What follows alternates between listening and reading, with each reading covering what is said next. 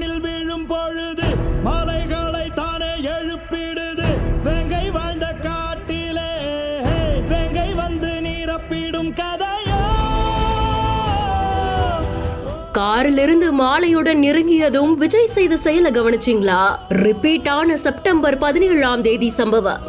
கோபம் ஒன்று எரியுதோ, முட்டும் பகை முடியுதோ, விட்டு வைத்த களத்திலே சிங்கம் ஒன்று நுழையுதோ.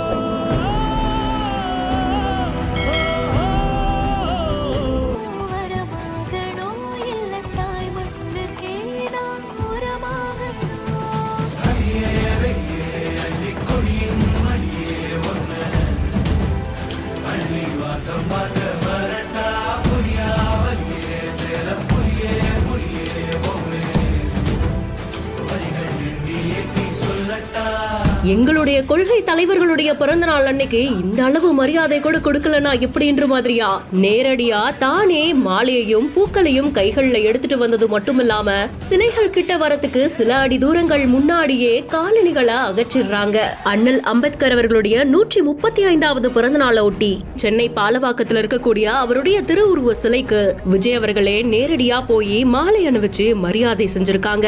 சிகப்பு மற்றும் மஞ்சள் நிற பூக்களோட செய்யப்பட்ட அந்த மாலைய உருவ சிலைக்கு அணிவிச்சுட்டு தன்னுடைய மரியாதையை செலுத்தியிருக்காங்க. சட்ட உரிமைகள் மட்டும் இல்லாம சமூக நீதி, சமத்துவம், சகோதரத்துவம் இப்படி எல்லாத்தையுமே எல்லாருக்குமானதா வலியுறுத்தினவங்க. தன்னுடைய வாழ்நாள மக்களுக்காகவே அர்ப்பணித்தவர் தான் அண்ணல் அம்பேத்கர். அவங்களுடைய பிறந்த நாள்ல அவங்கள போற்றி வணங்குவோங்கிற மாதிரியாதான் இந்த செயலை செஞ்சிருக்காங்க.